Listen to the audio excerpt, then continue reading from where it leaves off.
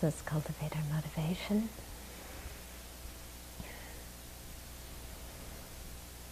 And we be aware that we may be very comfortable right now, and things may be going moderately okay, no major complaints.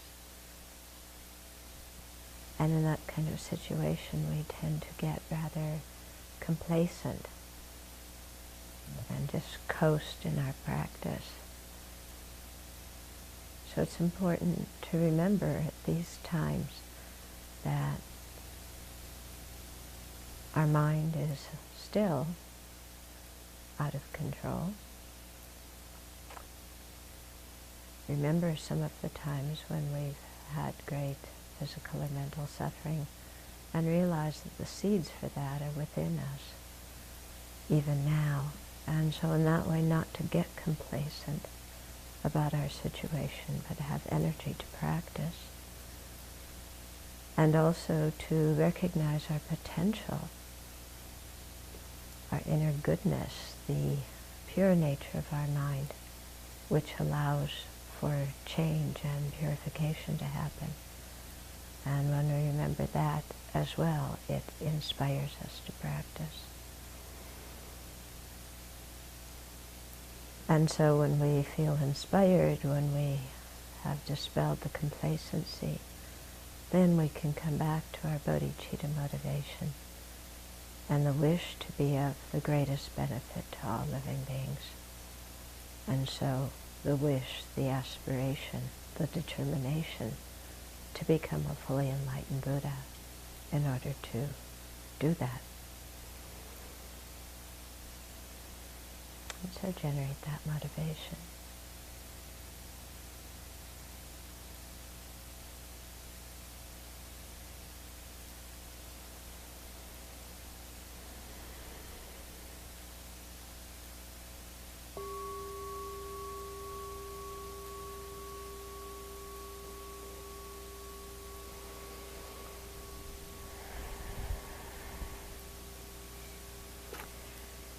So I was thinking a little bit about complacency because I was reading Fleet Maull's book, Dharma in Hell, which is some of his writings when he was incarcerated in a federal penitentiary for, I think, 14, 15 years.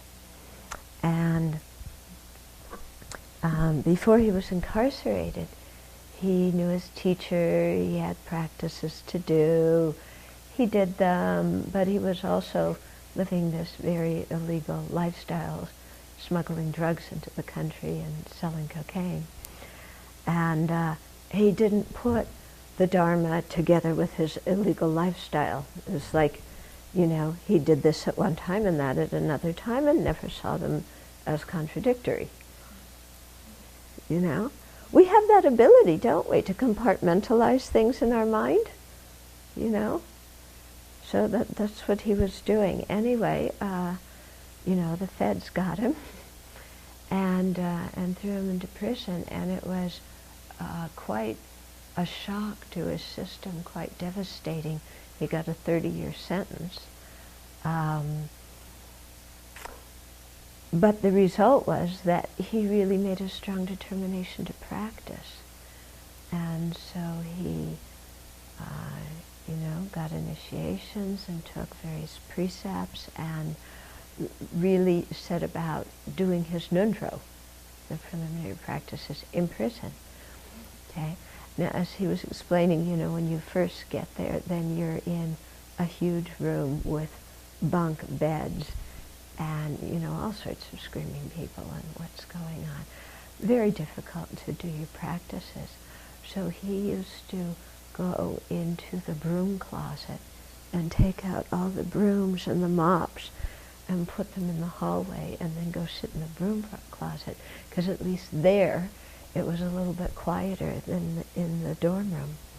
Of course, once in a while somebody didn't realize that the brooms were outside and the mops were outside, and just would open the closet and see him sitting there meditating. Kind of unusual disturbance.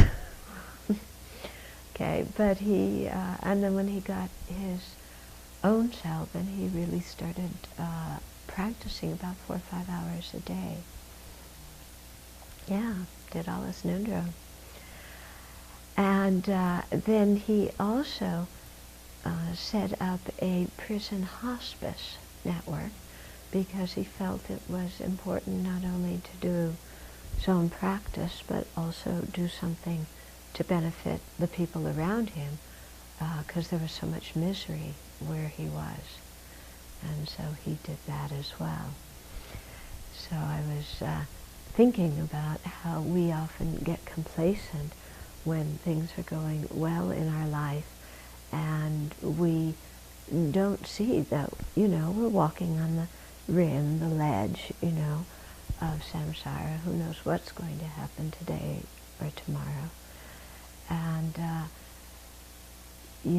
rather than wait until we fall in dire circumstances like he did, to really rev up the engine and do the practice while we don't have so many hindrances right now. Okay. But it's interesting because even when we don't have any hindrances, our mind still finds something to complain about, doesn't it? Yeah. And our mind still says, oh, this condition for practicing Dharma isn't very good. If I only lived there, then it would be better. I could practice better. It's too noisy here. There's too much work. We have to work too much. We're offering service too much. I can't practice the Dharma. There's no space. There's no quiet time. I'm always busy doing something. Yeah. I only lived in a nice, peaceful meditation center. Then I could practice Dharma and look at my mind. Yeah. But here, not good setting. Yeah. When the inmates last retreat, the retreat from afar, somebody was kind of complaining about something during one of the Q&As, and it got transcribed, and Terrell wrote back to me and he said, I couldn't believe that. All of us would die to go and to retreat at the Abbey. What's somebody complaining about? I had to say, well, the mind always finds something to complain about. That's samsara, isn't it? And so sometimes, getting shaken up really awakes us to our own good fortune. Fleet was saying how he, speaking of the complaining mind, how sometimes, when he was doing this hospice work, he would get called at whatever hour, somebody is ill or dying or whatever, and he had to go. And so he would go, but he said it was always very interesting watching his mind walking from where he was to the hospice wing, because very often his mind is going, oh God, I was just over here. I'm really tired. I want to rest. Why is this guy dying right now? Or, oh, gee, I wish he would hurry up and die. I really need some more spare time to myself. I'm just spending a lot of time over here. Or, why does he have to call me right now? I really want to work on my book. He was writing a book about helping the dying, hospice work in prison. I really want to work on my book, and, this guy's calling me to help him. And he said it was so interesting watching his mind, complain all the way to when he got there. Yeah, about how inconvenient it was, and too tired, and this and that. But he did a good thing. Before he went into somebody's room, he always paused, and he checked the state of his mind. And he said, when you do this, you have to develop a sense of humor, because what you're thinking is so opposite to what the aspiration in your heart is about. Yeah? And so he would stop and then correct his motivation, and then go in. And he said once he was there, of course he always wanted to help, and it was easy. But our mind does that kind of thing, doesn't it? Yeah? Sometimes we wake up and it's like, I just want a day off of samsara today. Yeah.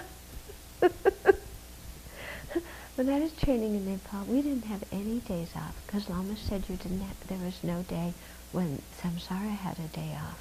So why should our Dharma practice have a day off? Yeah. So very interesting the way our mind works. Quite humorous. If we didn't laugh at it, we would certainly cry, wouldn't we? So it's good to kind of remember these kinds of things, and it helps us to change our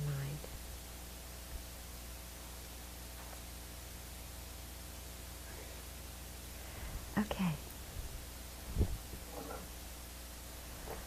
So, we were 2 weeks ago. You've been practicing taking and giving? Yeah? Did you like the way Joel put it into the interview last night? Yeah, he was very good, wasn't he?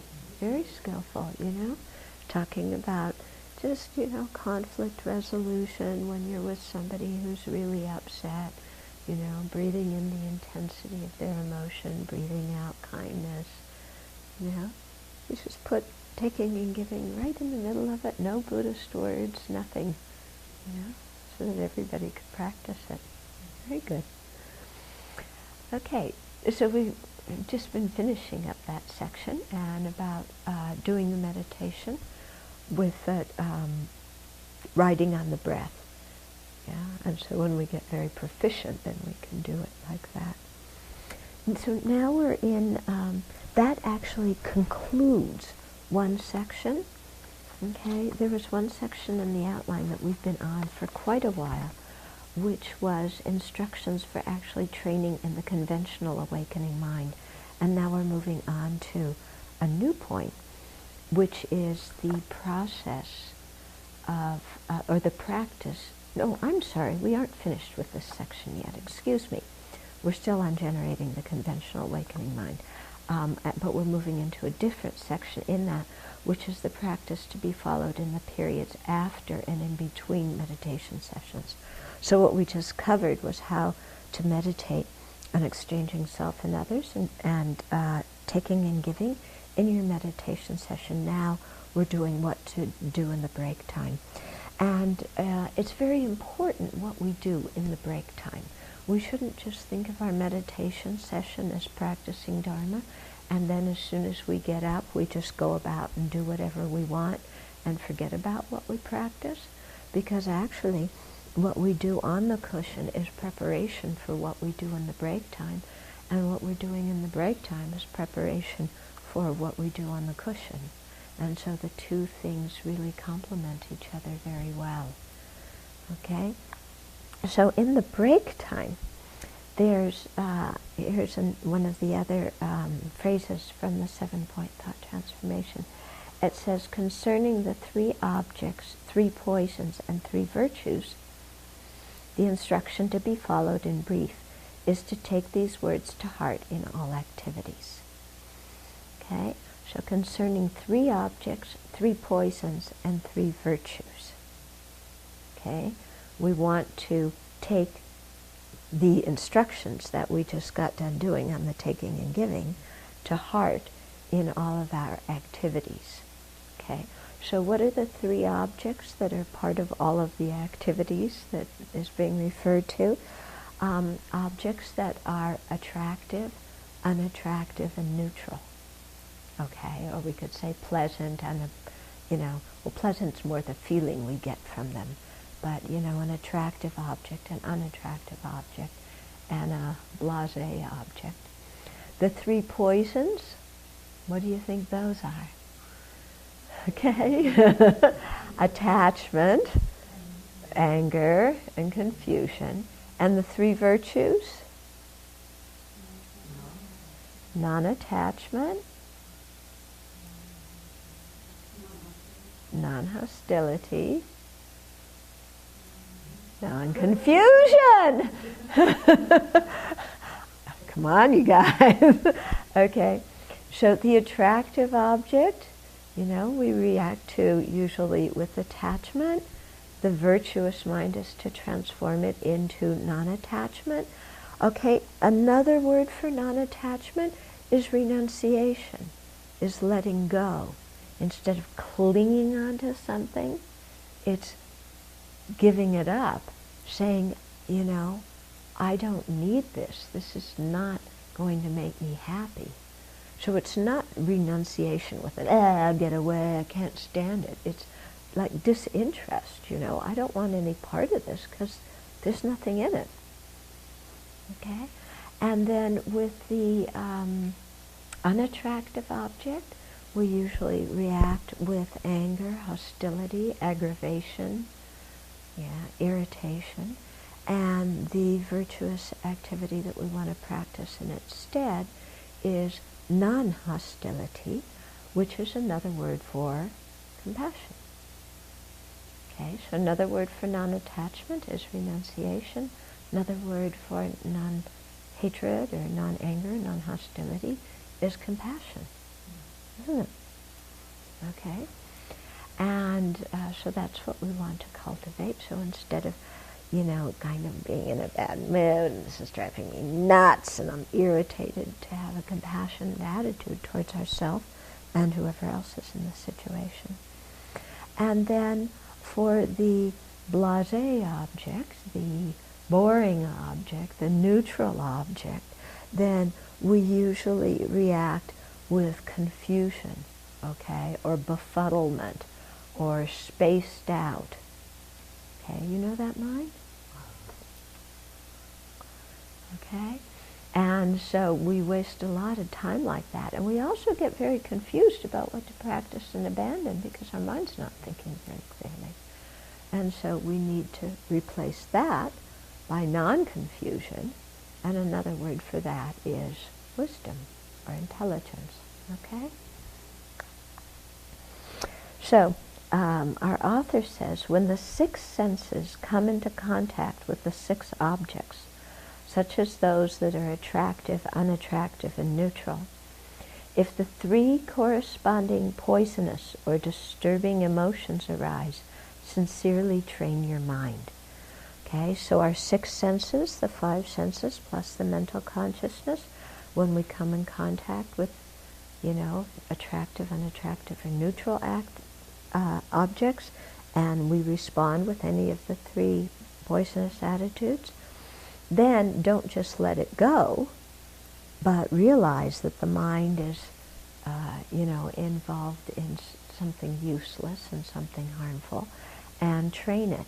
And so in specific, think, he says, by these means I have cut off all the disturbing emotions of all the many beings overpowered by them in this world. May they thus abide in virtue and be freed from three poisons. What's left out is before you can think that, you have to do the taking and giving meditation. Okay? So when your own mind is under the influence of attachment, anger, confusion, instead of sitting there with it, do the taking and giving meditation and take on everybody else's attachment, hatred, belligerence, all their confusion. And then think, by these means I have cut off all the disturbing emotions of the many beings overpowered by them in this world. Okay? So instead of getting angry at ourselves because our mind is overwhelmed by afflictions, you know how sometimes when we have a strong affliction in our mind, we get mad at ourselves? Okay? So instead of getting mad at ourselves, instead of indulging the affliction and just going along with it and saying, well, there's nothing I can do, or instead of believing the affliction and not even recognizing it, recognize it, then imagine taking all the afflictions like that from all the sentient beings and then think, by these means, I've been able to cut off the afflictions of all these many beings, and so now they can abide free of these different afflictions. So may they thus abide in virtue and be freed from the three poisons. So we take on their three poisons, and when we exhale, we give them the three virtuous minds, the non-attachment, non-hatred, non-confusion. Okay, renunciation, compassion, wisdom. Okay? And practice this in all activities, whether standing, walking, lying, or sitting, and at all times, whether day or night. Okay? So in the mindfulness practice, when the Buddha teaches mindfulness, he talks about practicing it in all positions, all physical positions. Okay? So standing, walking, sitting down, lying down. Our body's always in one of those positions. You know, you could say, well, what's squatting?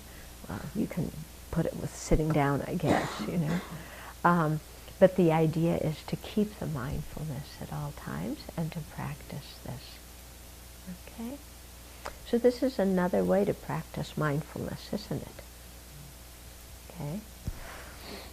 Just as Kamala Sila's Stages of Meditation says, and this Stages of Meditation is a text that His Holiness likes to teach quite a lot.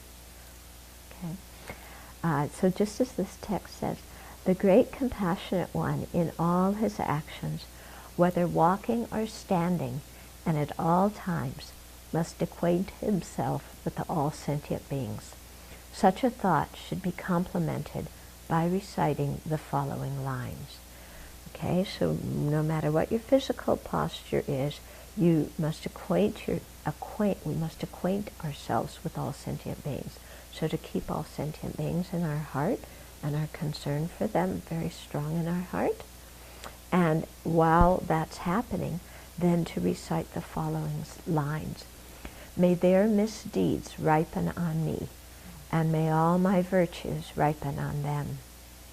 May all sentient beings' sufferings mature on me, and through my virtues may they all be happy. Whatever agonies beings may suffer, may they ripen on me alone. Through all the virtues of bodhisattvas, may wandering beings enjoy bliss.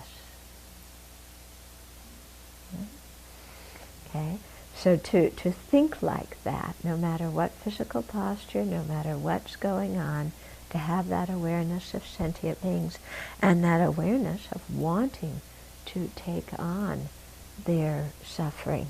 Okay?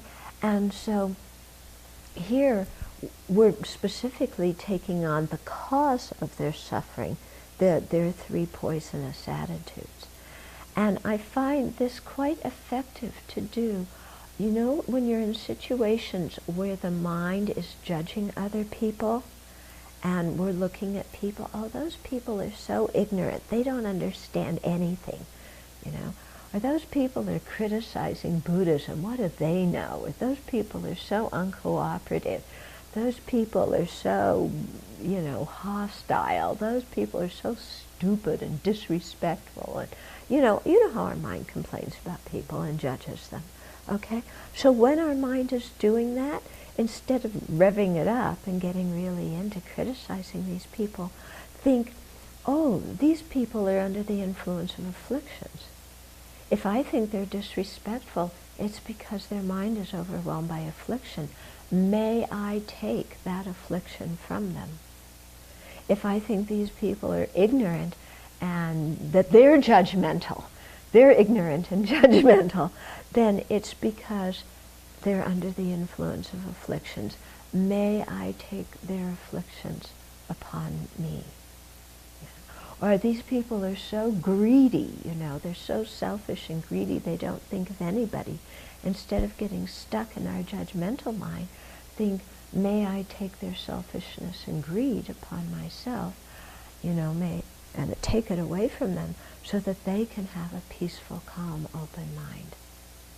Okay?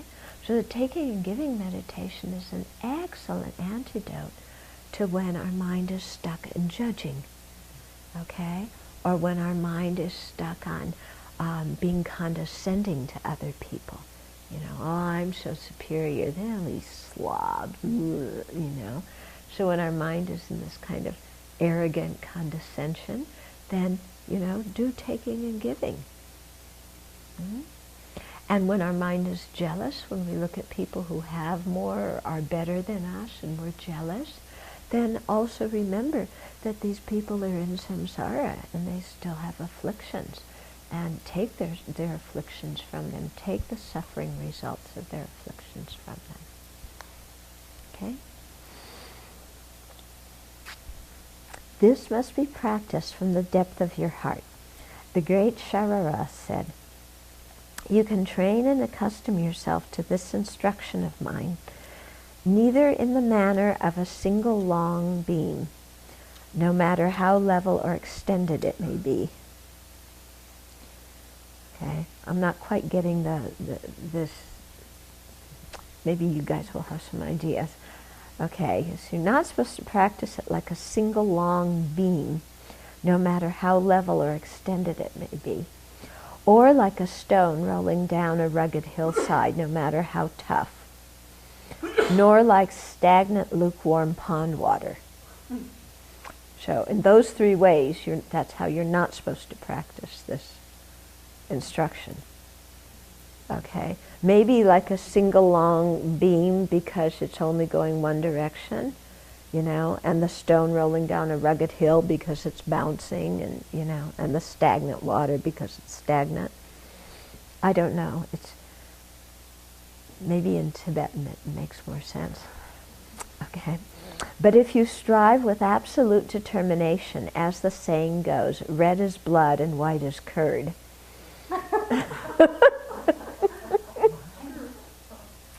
then, like a donkey emerging from a flock of sheep, you will be freed from all interferences and sufferings.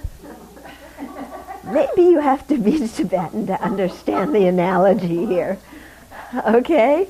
Like a donkey emerging from a flock of sheep. I don't know. Okay? But you will be freed from interferences and suffering. So the point is, if you practice this meditation, you'll be freed from interferences and suffering. Okay?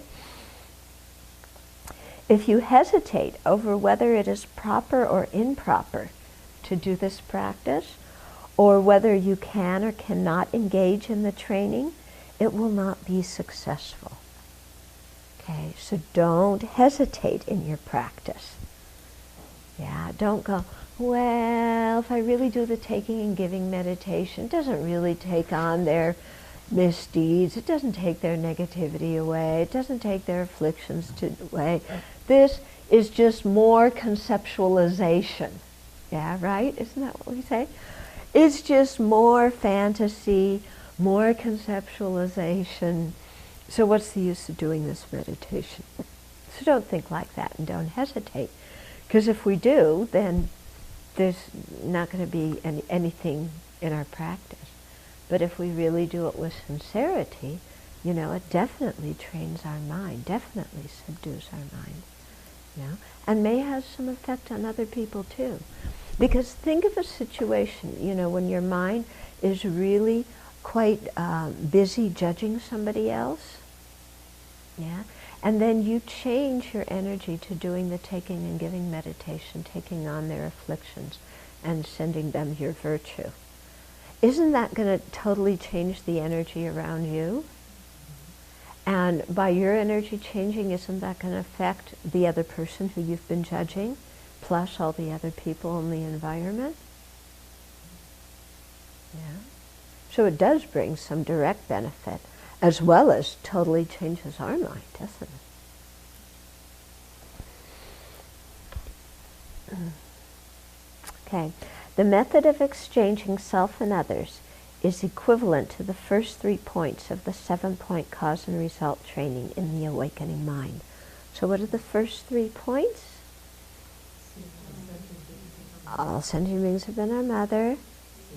They've been kind, and we want to repay their kindness. Okay? So those 3 meditations are geared towards helping us to see sentient beings as lovable. Yeah? And so exchanging, equalizing, exchanging self and others is similar in the sense that it opens the door for us to relate to others and to see them as worthy of happiness and worthy of being free of suffering. Okay? Okay, so just recognizing beings as having been our mothers. The special wish, in other words, the great resolve, which is the 6th point, has not been dealt with separately since in this one. Well, let me read it. The special wish has not been dealt with separately since it is integral to the actual training in love and compassion within the practice of giving and taking. Okay? So the first, equalizing, exchanging self and others, in that tradition of generating bodhicitta is equal to seeing sentient beings as your mother, remembering their kindness, wanting to repay it, because both get you to the point of seeing sentient beings as worthwhile and worthy of affection. Okay? Then the meditations on love and compassion in the 7-point instruction, that is roughly equivalent to the taking and giving meditation, because that's taking and giving is developing love and compassion. The 6th point over here, the great resolve, isn't dealt with separately in the, the great resolve in this one isn't dealt with separately in Shantideva's method, because it's integral to the practice of love and compassion that you do in the taking and giving meditation. Okay, so what he's doing is comparing the two techniques for generating bodhicitta and showing how they're roughly similar as you go up. But even though they're roughly similar, still it's usually said that Shantideva's method, equalizing, exchanging self and others, is for those of higher capacity, because it brings in more the meditation on emptiness. And you can see the way the teaching is, it really hits you in a very different place. Because somehow the 7-point instruction, it's still based somehow on sentient beings have been my mother, they've been kind to me, so it's still bringing in the me, whereas the equalizing and exchanging self and others is really cutting that away very much. Okay, so now we're on to the next part of the outline, which is the process of cultivating the awakened mind concerned with attaining the fully awakened state of being. Okay, so the previous big point, okay, was, where is it?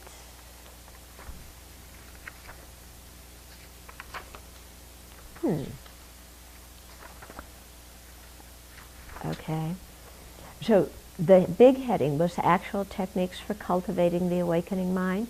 We just finished the section, instructions for actually training in the conventional awakening mind. So we just finished, that was a huge section. Now we're going on to the, and within the actual instructions, there was one point, the process of cultivating the awakening mind that is concerned with the welfare of others.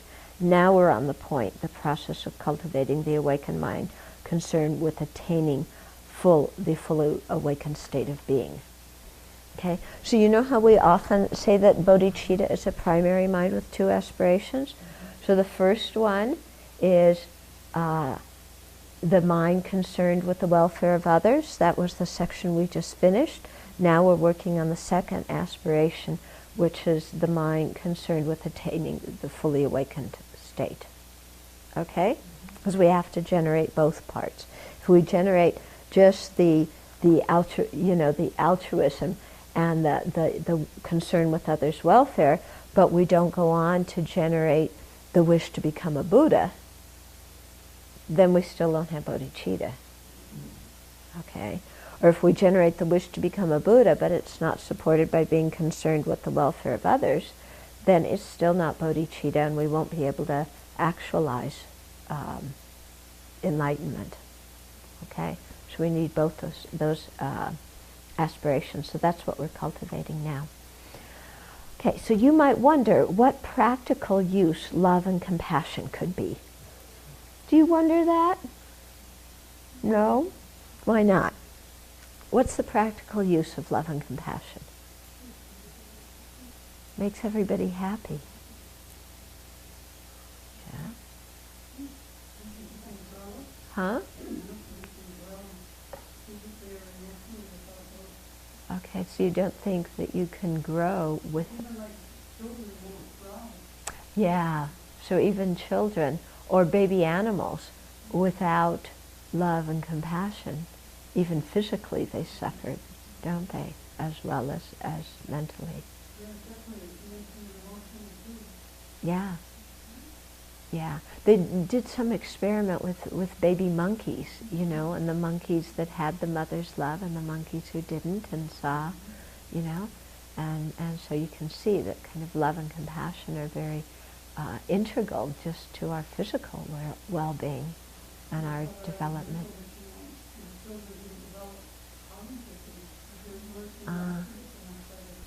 Okay, so when a child doesn't have enough love and compassion and interaction with their parents, then their cognitive abilities don't develop. Yeah. Okay. What are other things? What other uses love and compassion? Isn't it just kind of wimpy? Is love and compassion wimpy? Why not? I think it makes you feel. Huh? I think love and compassion, when I feel that in my heart, I feel I have more courage to deal with not only my own life, but also to be able to look at other people's lives with more courage in my heart. Okay. So you feel that love and compassion give you more courage to confront your own misery as well as to be there and in the presence of others' misery. The whole self-protection mechanism is like null and void. Okay, so love and compassion nullifies the self-protection mechanism of first I got to take care of myself. Okay, so all this tightness from the self-concern gets released by developing love and compassion. Okay, what else? Okay, so it's the only way anything survives, not just babies. Yeah, I mean, like what? Well, even you know, you break your leg, somebody takes you to the hospital, somebody works on you. I mean, there's that seed of caring for another and not listening to yourself.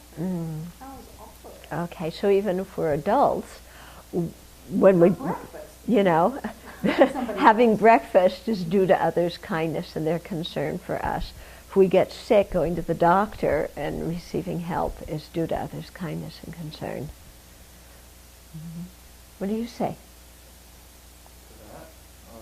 Just the use of love and compassion. I think that when love and compassion is in the mind, that automatically the other affected emotions do. And that alone is Okay, so when there's love and compassion in the mind, the other afflictive emotions can't be present. And that in and of itself prevents us from creating negative karma and inflicting suffering on others. And it also feels good.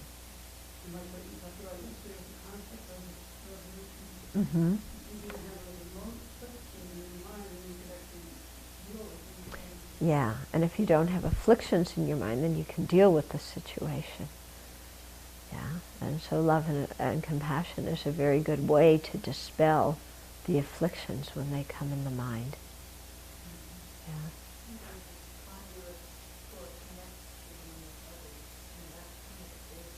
Yeah, it's the whole thing that enables us to connect with others, isn't it? Yeah. Now, when our mind has very strong afflictions in it, do we think to generate love and compassion at that moment? How can we remind ourselves at that moment? How can we remember at that moment to replace that mind of strong affliction with a mind of love and compassion? What can help you remember to do that? What can be the trigger?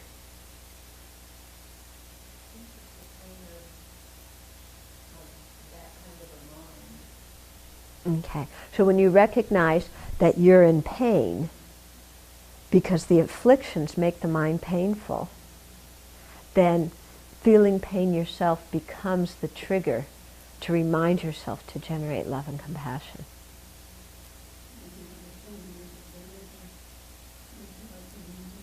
Mm-hmm.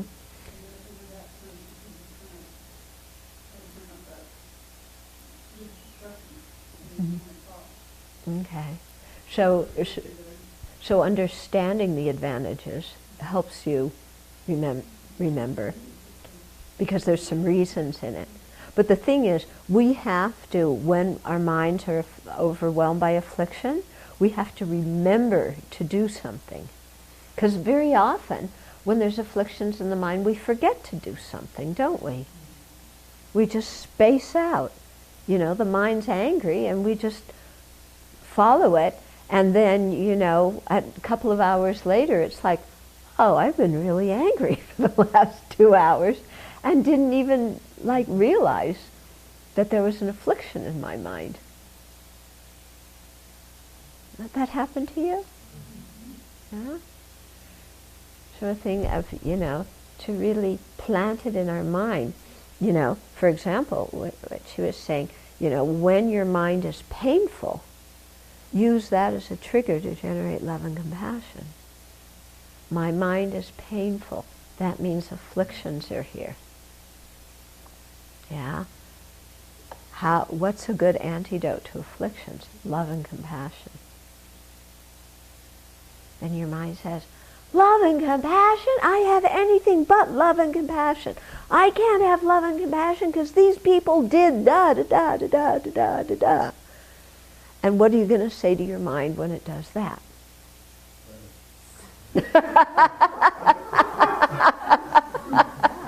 Shut up. And if it goes, why should I? Okay, then remember the benefits that we just talked about. But what happens if your mind can't remember any benefits? Take it to the cushion. Yeah. Pick up a Dharma book. Remind yourself of the benefits. Okay. And if you practice in your meditation, remembering the benefits again and again and again and again, yeah, then it's easier for you off the cushion to remember those benefits. And when you remember the benefits, then you want to generate that mind. Okay. So we need to do that, huh?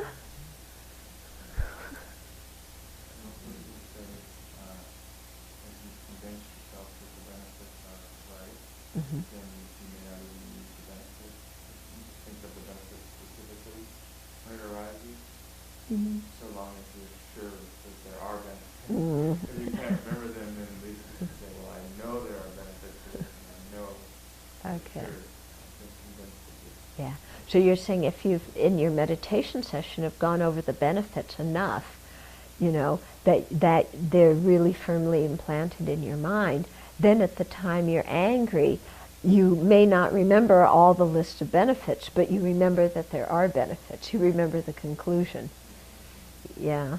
But you still have to remember some of the benefits, because sometimes the conclusion isn't powerful enough. You know, mind says, oh, you think love and compassion are beneficial. Well, I don't. What reasons do you have? And then it goes, I don't know. Then you think, oh, it's just wimpy. Yeah, if I have love and compassion, they're going to take advantage of me. Right? Right? Isn't that what we think? When we have an affliction in our mind? And then we think, oh, I should cultivate love and compassion. Oh, but if I do, they'll take advantage of me. Because afflictions tend to have in the mind that they've got a lot of energy. I mean, aversion's got a lot of energy. There's a lot of adrenaline behind it. Mm-hmm. And when we think of love and compassion, we don't think of adrenaline. We don't think of energy. You know, we think of something that's open and spacious, and sometimes Yeah. it's interpreted as wimpy and kind of. Yeah, yeah. So when we have a lot of, like anger, there's a lot of adrenaline. We feel very strong.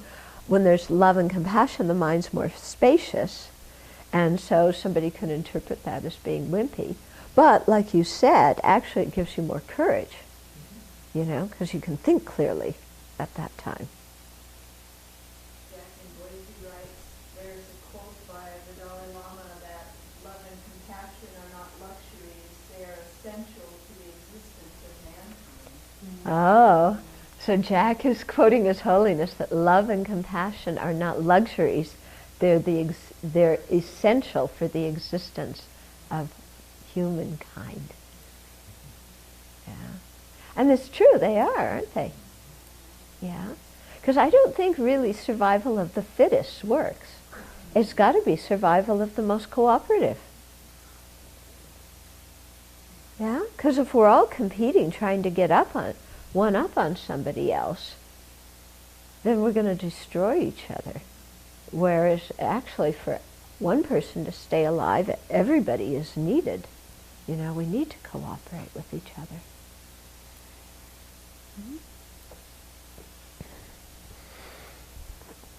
Okay, so you might wonder what practical use love and compassion could be.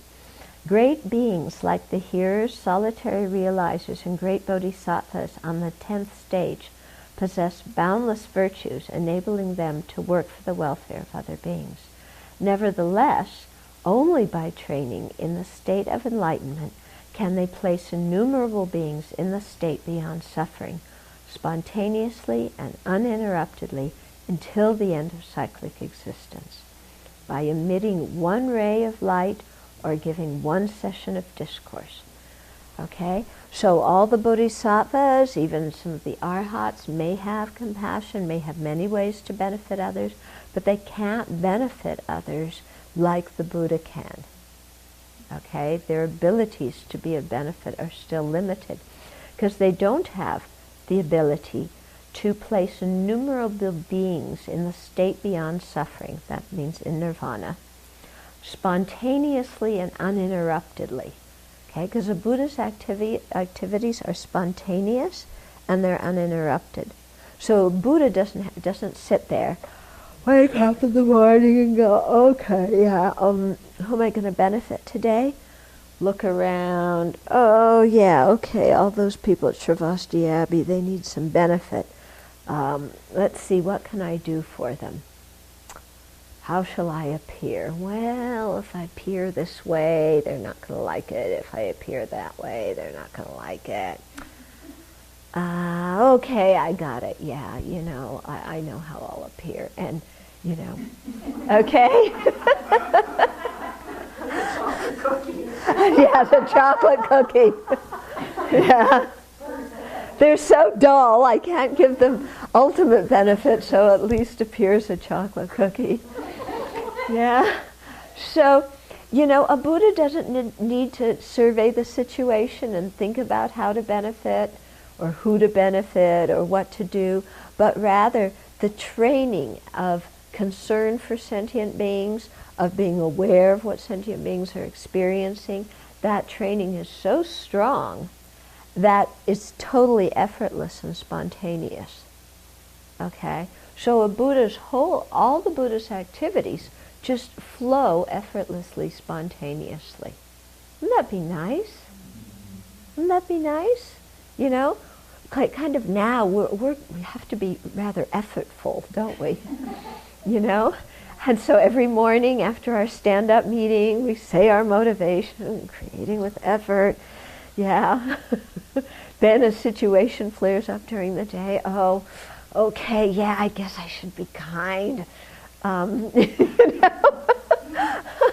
Yeah, but when you're Buddha, it just comes automatically. Wouldn't that be nice? Because you're so well habituated with it. So only the Buddha has that kind of capability. That's why we have to become a Buddha. Because nobody else can do it spontaneously and uninterruptedly like a Buddha can. So what are some of the ways a Buddha leads innumerable beings into nirvana? By emitting one ray of light. Okay? Because it's said in the Mahayana Sutras, there's these descriptions of the Buddha emitting a ray of light, and through that, the light ripens the minds of the sentient beings. Okay?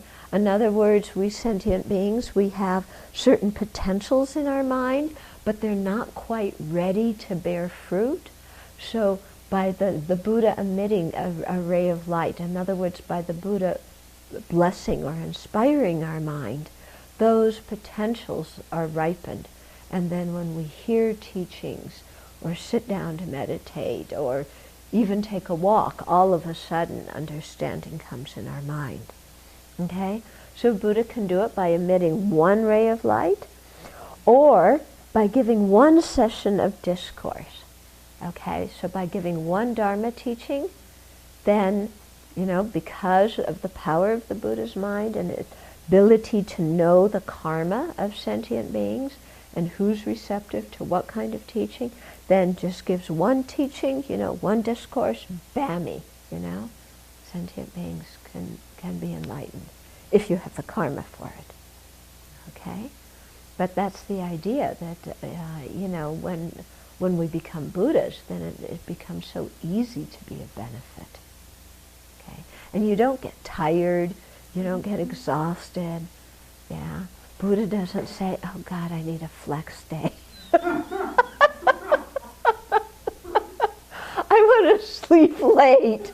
This is getting to be too much. I want a day off. Yeah? Wouldn't that be nice to have your mind be like that, where you didn't get exhausted and tired and in a bad mood and whatever else? Yeah? So I think that would be very nice. Yeah? So enlightenment sounds kind of nice, doesn't it? Huh? In addition, it is only as a Buddha that you can acquire perfection of your own personal fulfillment of abandonment and insight. Okay? So before we were talking about accomplishing the welfare of others by leading them to enlightenment.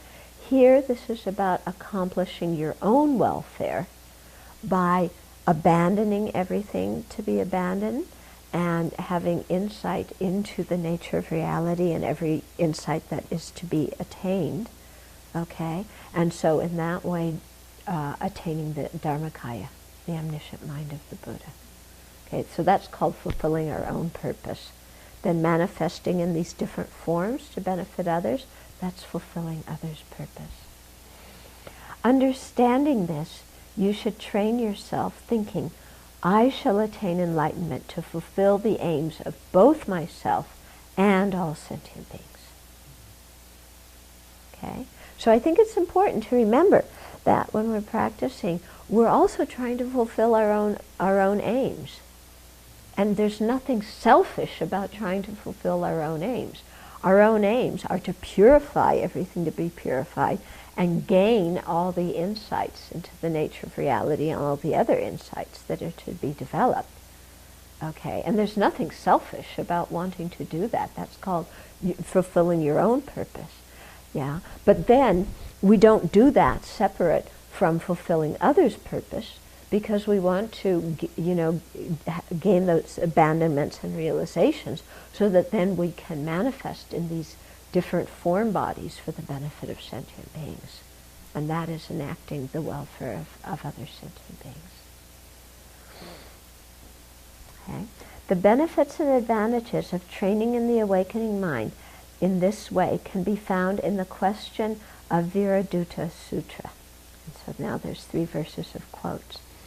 If the merit of generating the awakening mind were to take physical form, it would fill the whole of space and still exceed that.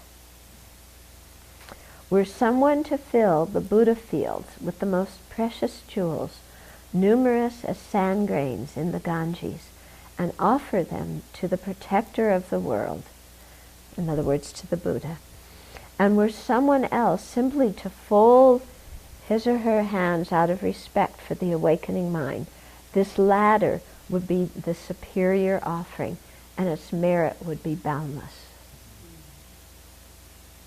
So we should all go like this, in respect for the awakening mind. Yeah. Okay, so we have a few minutes for questions and comments, and then next time we'll start another section. Oh no, not quite yet. Actually, let me go a little bit on. This wasn't the end of a section. We're almost at it. So now the compendium of trainings, that's a text by Shantideva, says, the aspiration for the awakening mind is the resolution to become enlightened. So this mind is attained by wishing for it. In other words, so we have to wish for enlightenment and then engage in the practice of attaining it. Resolve to attain it. Okay? This is how it is explained. Okay, so that's the end of that section, helping us to generate the aspiration for full enlightenment based on wanting to work for the benefit of sentient beings and caring about the welfare of sentient beings. Okay, questions, comments? Yeah. So when you were doing a little bit of Sharawa, Mm-hmm. you're talking about taking on the three poisons, sleeping and taking giving. He didn't put in the destroying the self-centered thought. I find that when I tried to do that a few weeks ago, but I get very adverse to taking on other people's afflictions if I don't use it specifically to destroy my own. Okay, although, so you're saying if you do the taking and giving, and you're taking on others' afflictions, but you don't use it to destroy your own, then you become kind of averse to the practice. Even though the instructions and the quotations don't always say use others' afflictions to destroy your own, you read that into it. Okay? Yeah. Because the authors don't always say every small detail when they're giving an instruction. They're hoping that we'll remember it from a previous time. So yes, I think it's actually very important to, when we do the taking part, to imagine it destroying our own afflictions. Because if we don't, then we just get depressed and we feel we're getting polluted and we don't like the meditation. Because then we just take on others' affliction and then we sit there and get grumpier and grumpier. Okay? That's not the purpose of the meditation. We use what they don't want, which is their afflictions, to destroy what we don't want, which is our own self-centeredness.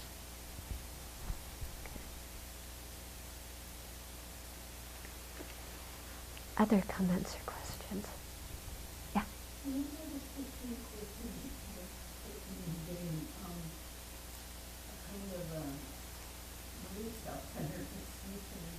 Mm-hmm.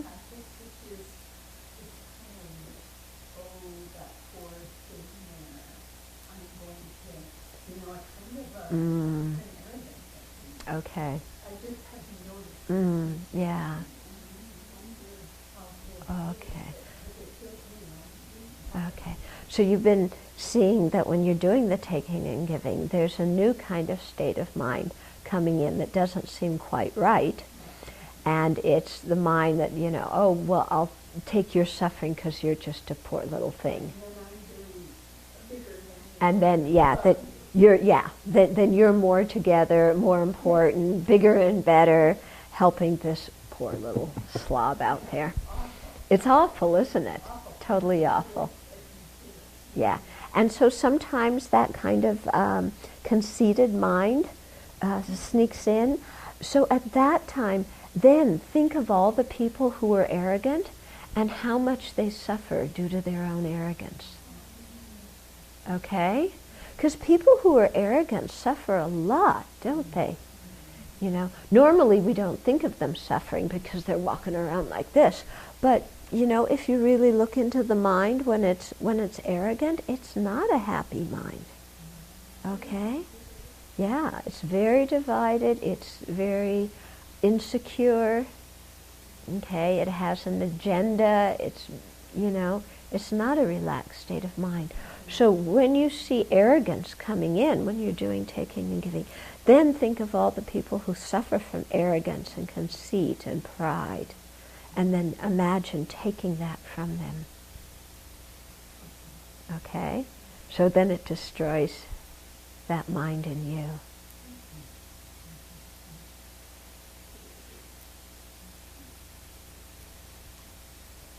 This can also, I was just thinking of a quote that I really love, and I can't remember exactly what it was. There's several maybe some time ago about from a Theravada teacher, Ajahn Sukrito, that person is, but talking about how seeing each other's helplessness is such a key to generating the four measurables. Helpless in the face of birth, death, old aging and stuff, and that generating that thought of helplessness, for me, I've been really thinking about that as a way of equalizing between myself and others. So also, just thinking my own response to arrogance is that I've been using this, seeing my own helplessness and recognizing myself as equal.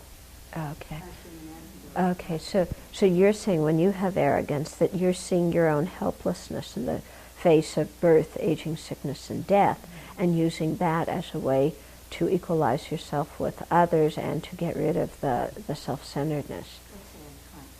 Trying to do that. Okay. If I could rephrase that, instead of seeing your own helplessness, yeah, because when we feel helpless, we don't have much energy to change, do we? Yeah. I would say seeing how overwhelmed I am, but knowing I have the potential to change. Somehow, to me, the word helpless, when I'm in a helpless state of mind, I don't see my potential to change. Do you, when you feel helpless? Do you see your potential to get yourself out of the situation? Yeah. Hopeless and helpless. Yeah, they're fairly close. Whereas I feel that if I'm overwhelmed, I may be overwhelmed, but there's still the potential to do something about it. Yeah? So if we're overwhelmed by the suffering of birth, aging, sickness, death, you know. If helpless works for you, use it, okay? But just don't get into a feeling of helplessness. Yeah. Okay. How do you avoid the fear that others will take advantage of you when you are compassionate? Okay, how do you avoid the fear that others will take advantage of you when you are compassionate?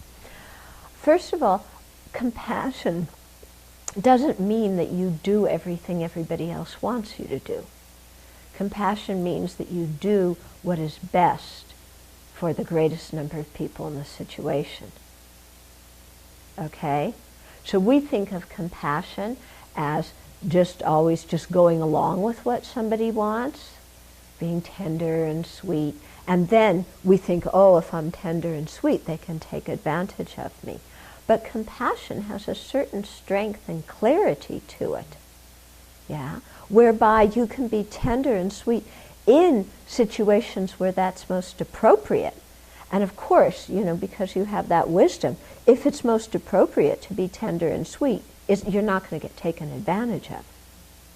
And if the situation is one whereby showing your compassionate tender and sweetness is not going to benefit the other person, because somebody else taking advantage of us doesn't benefit them, then your compassion takes the form of being much more direct and straightforward with somebody. Okay? Because you know what is the best way to really work with them. Mm-hmm. Also, this whole idea of people taking advantage of me, when I do research into it, you know, there's a lot of conceptualization around that, isn't there? It's like, my mind gets tangled up. It's like, I want people to like me, so I need to do X, Y, and Z. Because if I do X, Y, and Z, people are going to think that I'm kind and nice, and I'm going to feel good about myself, and they're going to like me. But if they like me like that, then they're going to take advantage of me. Yeah? And they're going to ask me for something more, or they're going to, you know, yeah, they're going to ask me for something more, isn't it? And I don't want to give any more. So, yeah, or they're going to put me in a situation that I don't like, and I'm not going to be able to get out of that situation. So what I've noticed for me is when there's this fear of being taken advantage, my own mind is very murky. I do not have a clear motivation. Yeah, I'm usually involved in wanting to please somebody so that they'll like me, and then being afraid that I please them so much that they're going to ask more of me than I want to give, and that I'm going to be so weak that I can't say no. Why should we be so weak that we can't say no? You know? Well, if we're stingy and somebody wants something and I don't want to give it, well, my stinginess is my problem. Okay, I better do something about that. But if somebody is wanting something and it's not something I have, or it's not something that's beneficial for them to have, or it's, you know, kind of creating the wrong idea or wrong thought in them, then it's very compassionate to say, I'm sorry, I can't do that. And that can be compassionate. Why do we think that that's not compassionate? But you see, there we're not letting the person do it, not because they're wanting something from me that I don't want to give, but because they're wanting something that's not good for them. Okay, if they're wanting something and I don't want to give it because I'm stingy, that's my problem. But if they're wanting something that's not good for them, or that's going to inconvenience a lot of people, then I can say no. Why not? But you see, we feel we can't say no because then they won't like me. And I want them to like me. You see? So this whole thing of, you know, being a people pleaser so people will like us, that often gets tangled up in the thing of getting taken advantage of. At least I see in my own mind, those two things often are somewhere tangled up. Okay, what do you think? Yeah, does that work in your mind when you're afraid of being taken for advantage? In your heart the sense that you wanted to alleviate somebody's suffering. When I have that space, I don't have any of these issues. Okay. It's only when the compassion, I'm calling it compassion, but it's more this, I want people to like Okay, me. come here and say this. Hold on, everybody.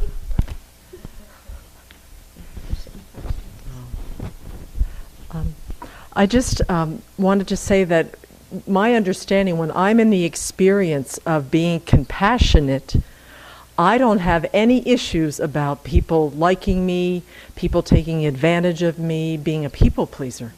It's only when I'm discovering that, when I've got those things going on in my head, that the virtue of compassion is not anywhere to be found. It's being replicated in some concept.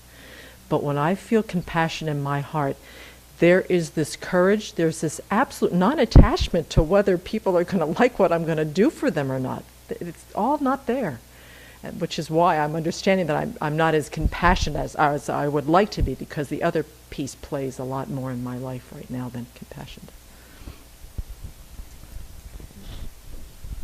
Anybody else have anything to add to that? Okay. So that leaves us with something to think about, doesn't it, for the next week? So let's do some research this week about our mind and feeling like we're going to get taken advantage of. And do some research in our own mind. When does that fear of getting taken advantage of come up? What else? What are the typical situations where it comes up? What other thoughts are going on in my mind? Okay, so let's do some research and then we can talk about it next week.